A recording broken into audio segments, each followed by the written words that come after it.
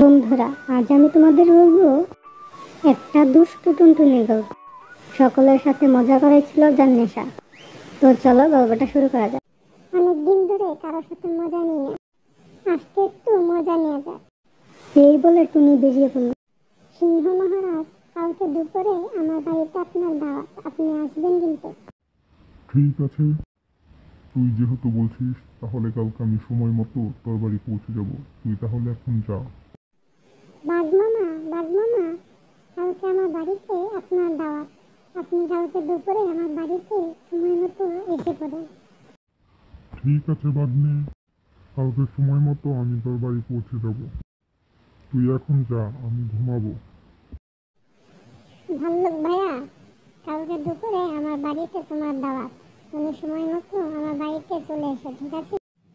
ঠিক আছে, আমি চলে যাব, কিন্তু তুই আমার জন্য মধু রাখতে বলিস না কিন্তু, ঠিক আছে? হাতি দাদা, কালকে দুপুরে আমার বাড়িতে তোমার দাওয়াত, তুমি কালকে দুপুরে আমার বাড়িতে সময় মতো চলে এসো। ঠিক আছে, আমি চলে যাব, কিন্তু তুই মনে করে আমার জন্য কলা রাখিস কিন্তু, হ্যাঁ? বাদর ভাইয়া, কালকে দুপুরে আমার বাড়িতে তোমার দাওয়াত, তুমি কালকে দুপুরে আমার বাড়িতে চলে এসো, ঠিক আছে?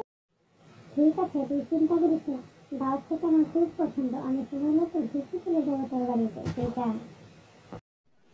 খরগোশ বন্ধু, খরগোশ বন্ধু, কালকে আমার বাড়িতে তোমার দাওয়াত, তুমি কালকে আমার বাড়িতে চলে যাও। ঠিক আছে বন্ধু, তুই চিন্তা করিস না, কালকে সময় মতো আমি তোর বাড়ি চলে আসবো, তুই এখন যা।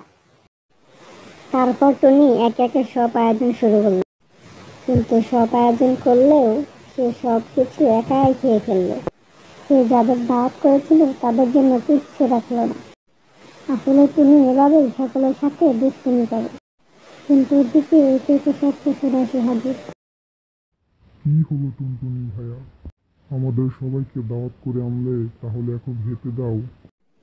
দুঃখিত, আমি আসলে আপনাদের সাথে মজা করেছি, আপনারা দেখছি সত্যি সত্যি আমার বাড়িতে এসে পড়েছেন। আমি খুবই দুঃখিত আপনাদের সাথে মজা নেওয়ার জন্য। এই বলে দুষ্টু দিদি উড়ে চলে গেল, তাকে ওকে ধরতে পারল না। আসলে ও এভাবেই সকলের সাথে শয়তানি করে বেড়ায়।